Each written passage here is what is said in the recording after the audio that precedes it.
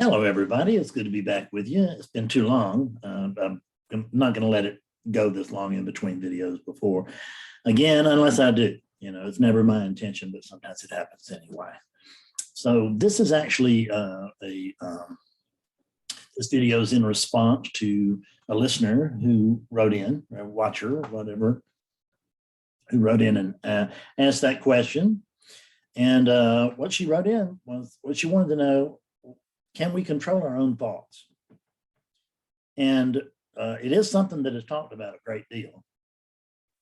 And I know that that the manifestors, you know, will tell you what to think and how how often you think and how and this and that and the other. And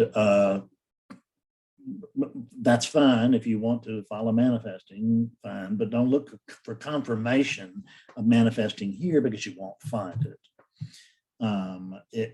And there are other people, I mean, like the confidence guys, you know, and I used to follow those kinds of people when I was a salesman, you know, which is the positive thinking guys, and they would tell you to think positive and just stay positive and do positive things and live positively and all this, and then your life would be a delight.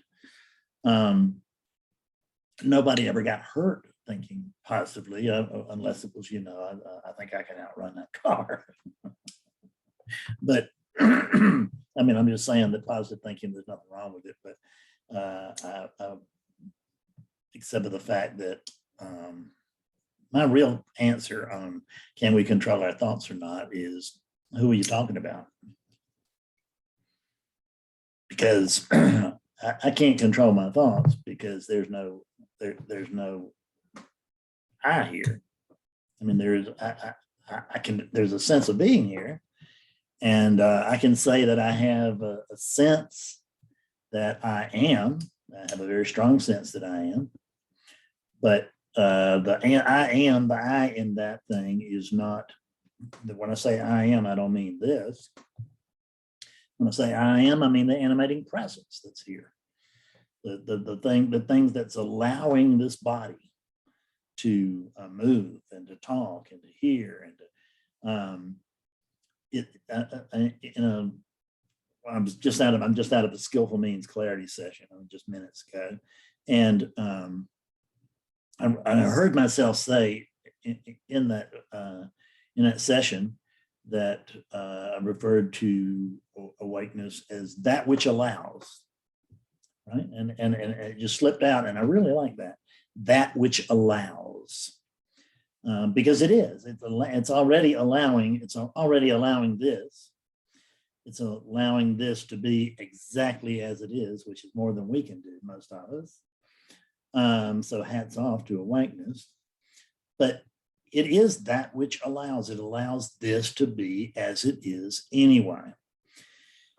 And when we want to control our thoughts, it's chiefly going to be because we are in resistance to this, even if it's very subtle, which is I can't wait until I have a house or a Mercedes or a big bank account or the perfect mate or whatever it is that I'm after. I just can't wait for that. So I'm going to think in a certain way to draw that in. But I want to know who that I is. Right, the I that says that we can control our thoughts, or can we control our thoughts? I want to know who we is.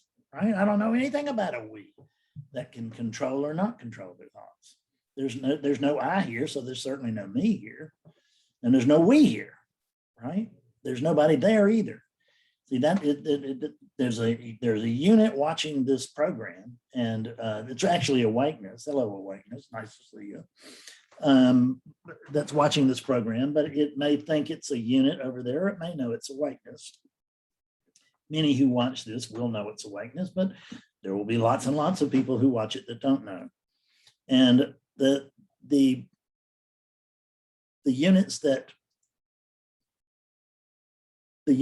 through which awakeness has come to know itself consciously are actually fine with this, because the units through which awakeness has come to see itself consciously, they see that there's nothing other than this. There's nothing more than this, and there's nothing less. There's nothing bigger or better than this, and there's nothing smaller or worse. There's this, and there's just this as it is. And when we're trying to control our thoughts, it's probably because we think something else should be going on other than what is going on. And if we're thinking that something should be going on other than what is going on, then we are almost certainly misidentified as a unit, as this body, as this, as if there's a doer here, a talker here, a mover and shaker. None of that's true. None of that's true. So it's just the coming to recognize that whether we can control our thoughts or not is a moot point. Now, let's go to the paradoxical side of this. There is no one who can control anyone's thoughts because there's just no one there. Nonetheless, we can be willing, we can just simply be open. Betsy was talking today. I had a couple of big insights in the living room right before the meeting. And I told Betsy about them. I said, I can't believe it's sitting down there in the living room. And here comes this astonishing insight. And I was, wow, that's great. What a day. And then 5 minutes later, here came another one. And she says, well, you're just always thinking about it. And I said, no, I'm not. I really am not thinking about it. And she said, well, you're always, I don't know what she said, but she said something. I said, no, I said, I'm always open to it. Now, there's no I here to say I'm always open to it, but that's the language Betsy and I were using, and we understood what we meant, which was that that's the way it will look and feel within relativity. But that doesn't mean that that's the way that things really are. It just means that that's the way it looks. That's the way it looks, and that's the way it feels, and that's the way it will be reported. But actually, I don't have a quarrel with this. So, what I want to control my thoughts, I'd have to find out who that is. Which is, let's compare that to the manifestors. The manifestors are saying, and I've got nothing against manifestation. I mean, if you're doing it, that's fine, but you need to probably get out of here because I'm just not going to encourage that. Because just like who can control their thoughts, I want to know who the manifestor is, right? And I want to know why, since if you know that you are the one thing going on, I want to know why in the hell you're so interested in improving that unit's life, right? By bringing it money or mates or cars or whatever the hell it is that thing has an interest in. It's, I got to get this I got to get this for me. I am good. I am bountiful. I'm whatever the world. But there's no one there. And given that there's no one there, I want to tell you that I as awakeness, misidentified as Fred, I knew what was good for Fred. I just did. I just knew exactly what was good for Fred. And I ruined Fred's life chasing it. And I appeared to have manifested a bunch of stuff back in my day. Don't think there's anything new about this. I mean, I was doing this stuff 50 years ago. Yeah. And 45 anyway, 45 years ago. I really was. And the Think and Grow Rich and all that kind of stuff, and the positive thinkers and the mastermind group and the magic of believing and all this stuff that salesmen read to stay jacked up and to stay, because it gets lonely and fearful out there as a salesman. You're by yourself.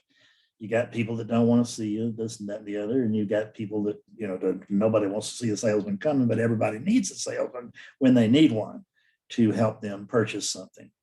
and to help them find out what it is, etc. But it gets pretty lonely out there. It gets pretty discouraging out there. So it's always nice to know that you got a higher power in your pocket, that you can spring on them, that you can sort of you can spring on yourself when you're feeling lonely and dejected. Nothing wrong with that. There's nothing wrong with any of this. There's nothing wrong. How about that? There's nothing wrong. Everything is perfect just as it is. So in order for me to, why would I want to control thought when everything's already fine? That's my experience of thought, if you will, is that I think everything's fine. And there's no one here to think, but that's how it looks. That's how it feels. That's what it would be. It actually is not how it feels, but it's how it would look. And that's the way it would be reported.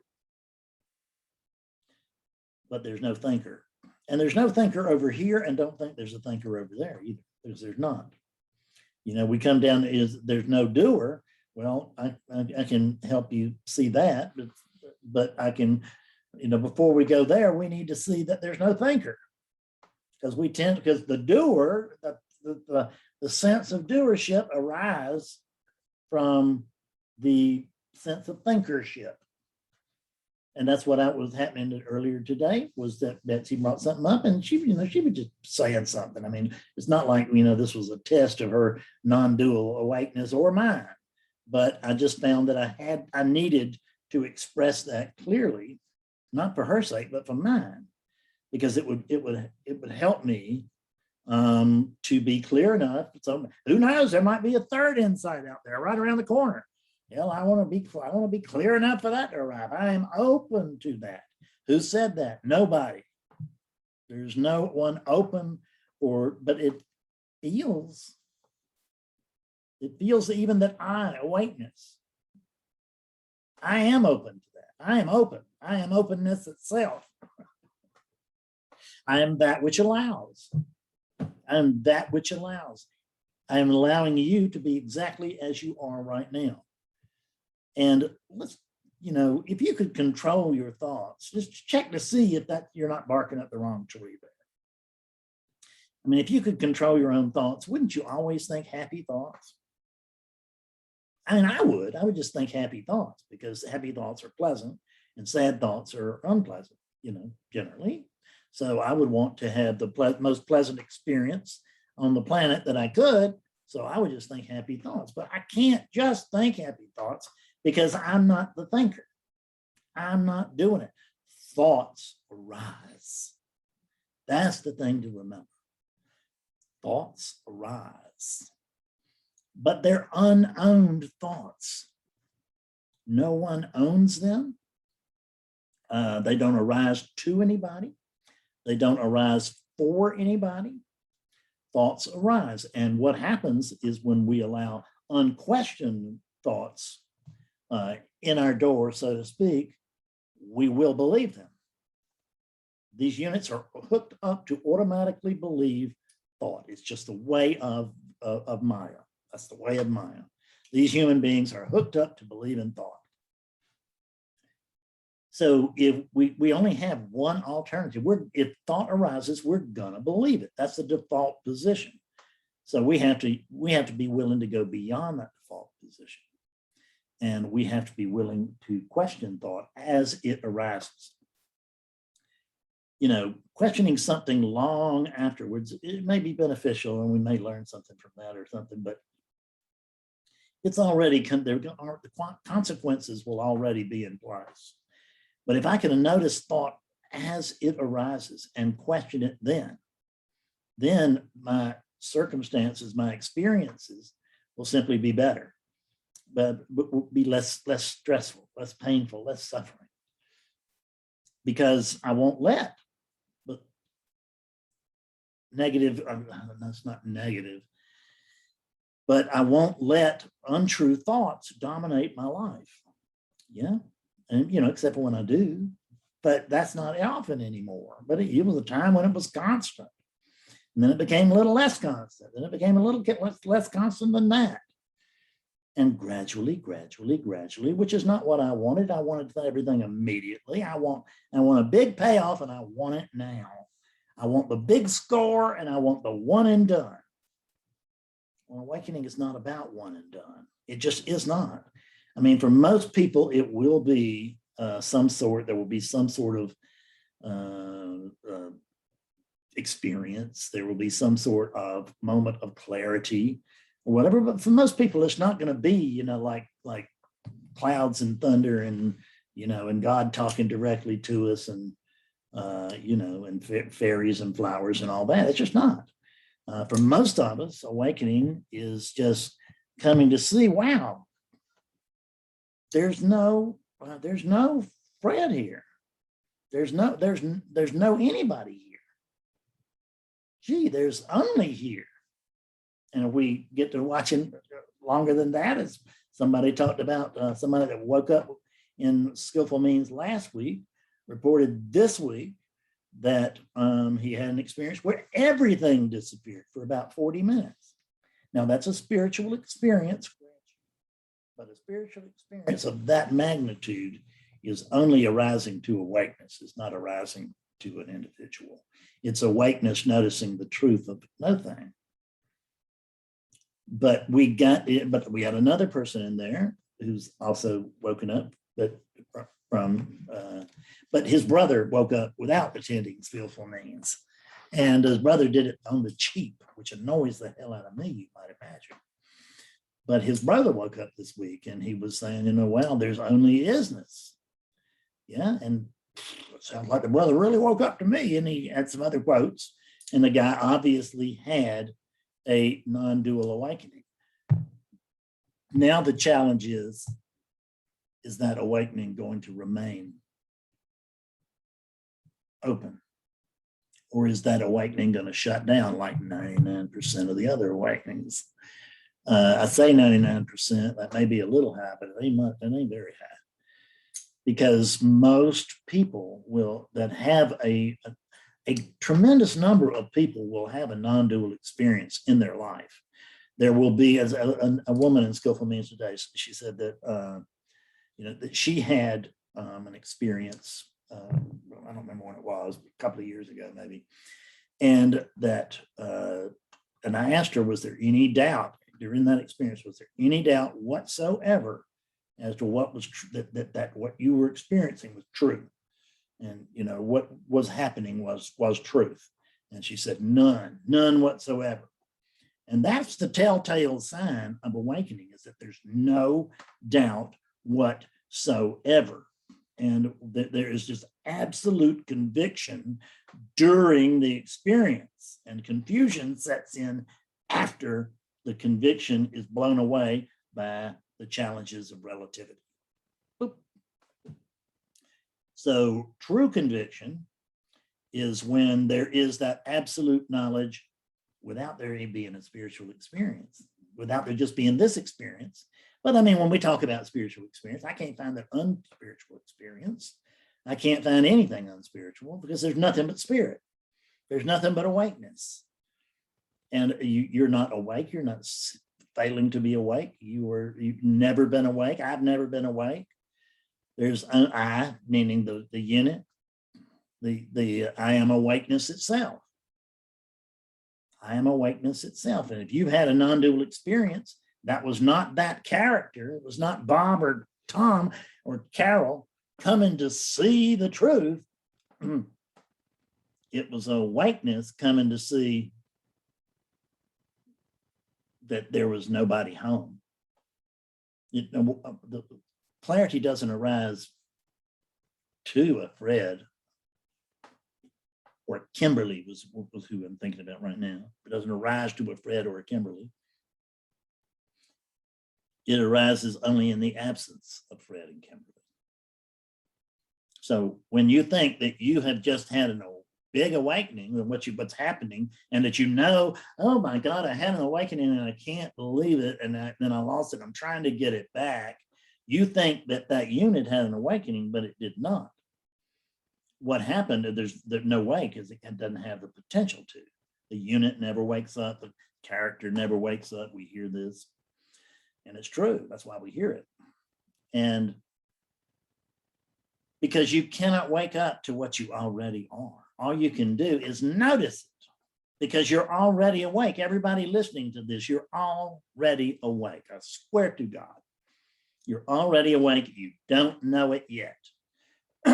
So when I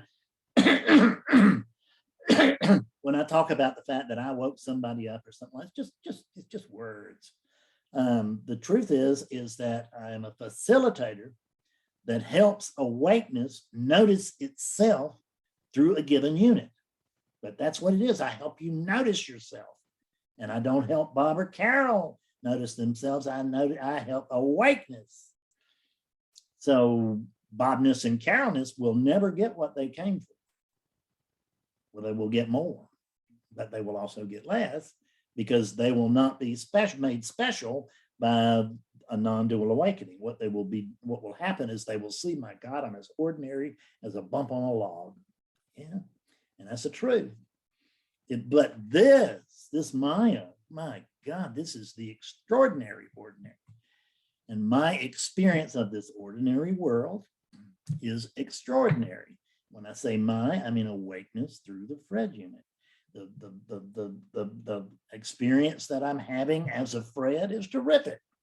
There's no Fred, but I'm enjoying one.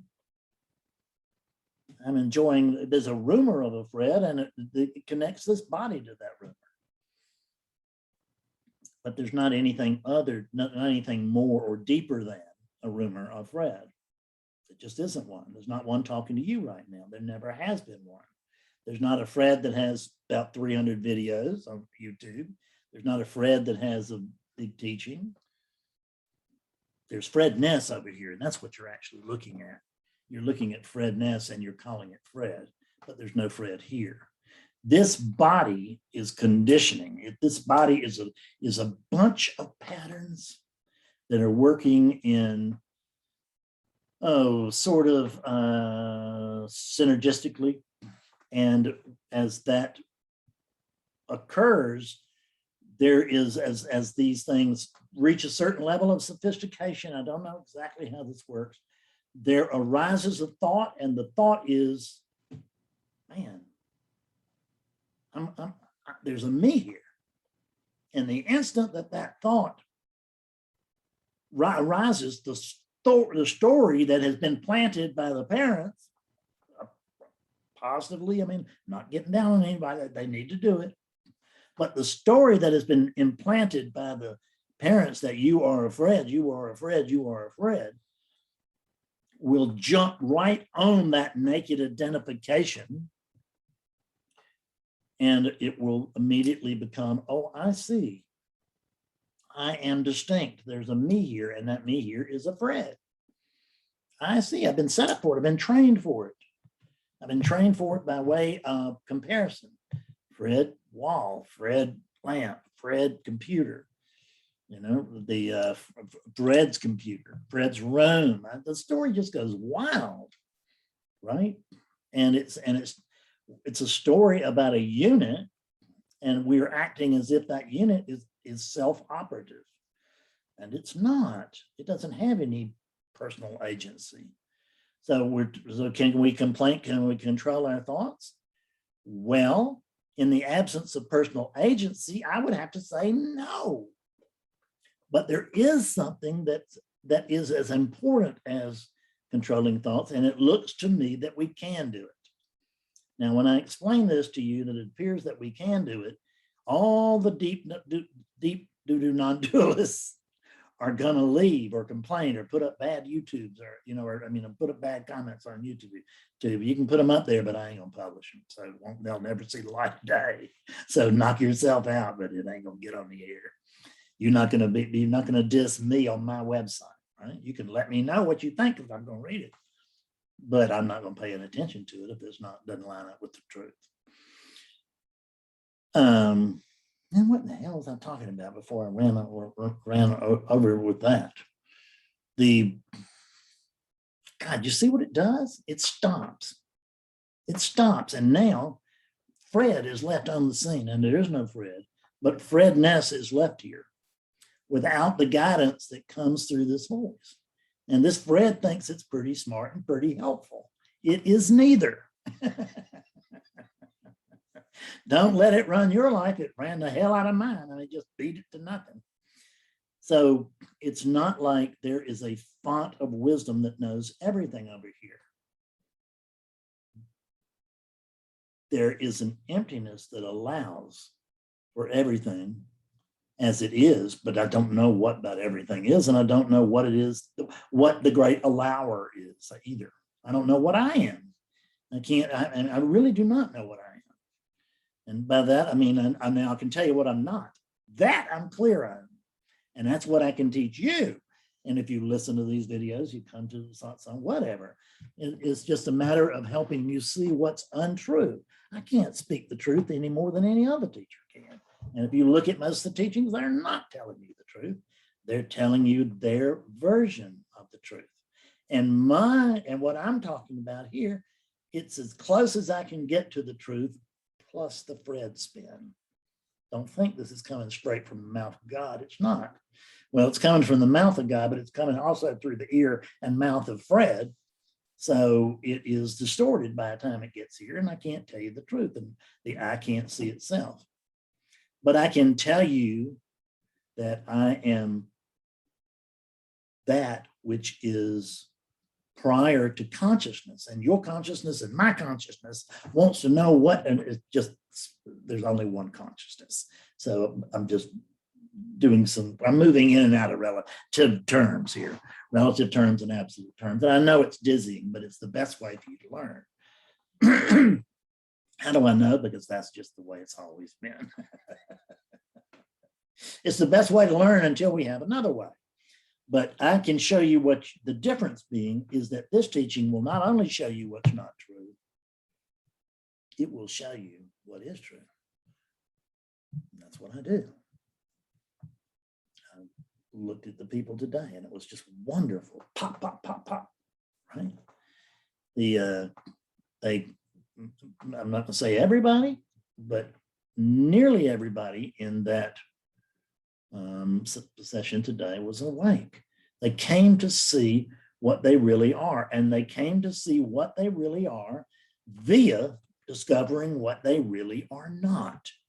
And this body, you are not that body. The thoughts here, they're not your thoughts, and you are not those thoughts. And the commentary that's always going through your head, that's not your commentary. It's just commentary. Commentary arises, and if it's unquestioned, it will be believed, which is they all know to be doing that. And this is wrong. They're over here. Da, da, da, da, da. None of that's true. None of that's true. So can we control our thoughts? Go to war with your brain. See if you can control your thoughts. Decide ahead of time what you're going to think about and what you're not. And then try to hold to that and see if it works. I don't think we're going to have, I don't think we're going to have a steady thing going over there. If we could control our thoughts, would we want to? Hell, this thing thinks the thoughts that arise here are so poor that they will throw you in the ditch of life. So if I could think, believe thought, would I want to? No. I can't control it and I can't believe it. That's the truth. And the reason I can't believe thought is that I haven't found a thought that's true. I really have not.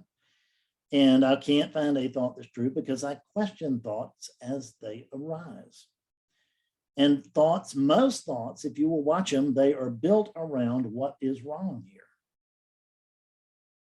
Why this doesn't suit me, why this isn't enough. Oneness is saying, damn, this ain't enough. The people in the skillful means today, you got they cannot tell me what they are, but they can show me. I mean, I could see it. I could see it in smiles. I gave a talk to an AA type, a non-dual / AA podcast, although I think it's more like AA / non-dual.